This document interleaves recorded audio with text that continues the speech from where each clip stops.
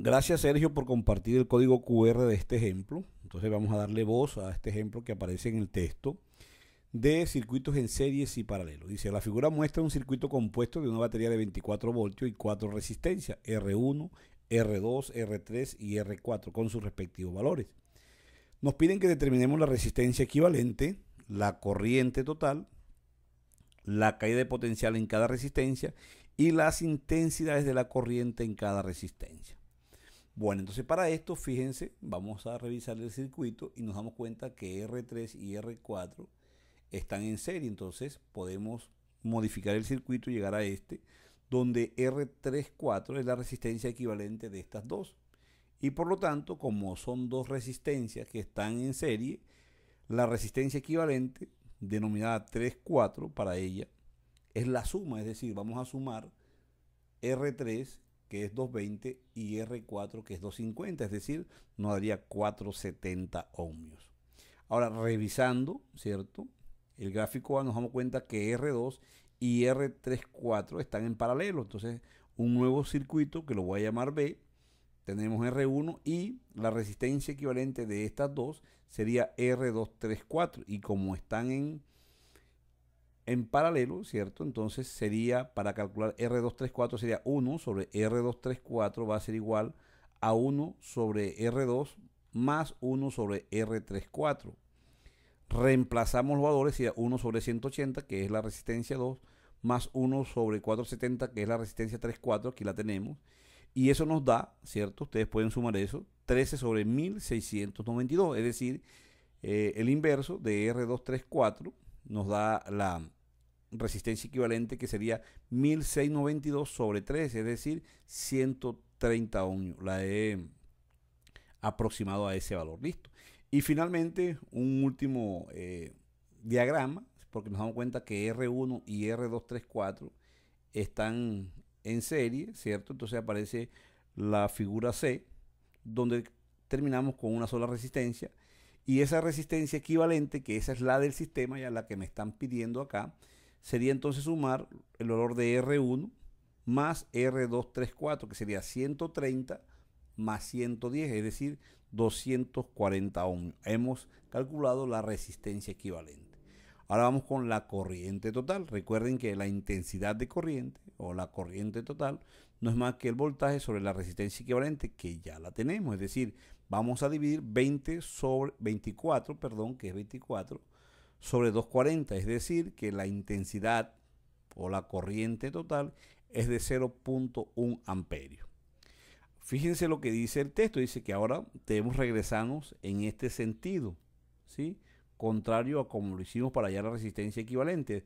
Pasamos del diagrama C al diagrama B y luego al diagrama A para hallar todos los voltajes y todas las intensidades de cada una de esas resistencias. Entonces, como estamos aquí, fíjense, vamos para acá, nos damos cuenta que R1 y R234 están ¿qué? En serie, ¿cierto? Están en serie.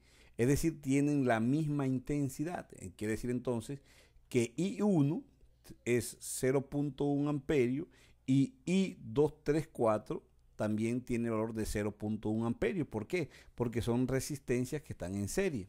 Y el voltaje para la resistencia 1, que es esta, sería entonces 0,1, que es la intensidad, por la resistencia 1, que es 110. Es decir, el voltaje 1 es la intensidad 1 por R1.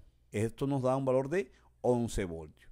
Y el voltaje 234 es la intensidad, que es 0,1 por la resistencia 234, que es ¿cuánto?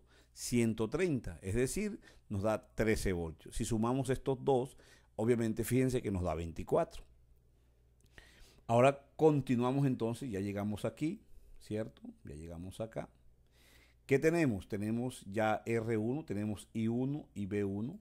Ahora pasamos, fíjense, de esta, pasamos a estas dos. Como R234, estas dos están en paralelo, quiere decir entonces que ahora el voltaje, recuerden la teoría, es el mismo. Quiere decir entonces que B2 y B34 tienen el mismo voltaje de ¿quién?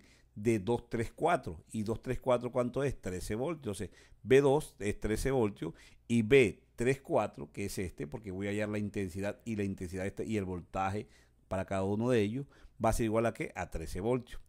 Ahora, ¿cómo calculamos la intensidad 2? Pues obviamente la intensidad 2 no es más que el voltaje sobre la resistencia 2, es decir, 13 sobre 180. Eso nos da 0.072 amperios.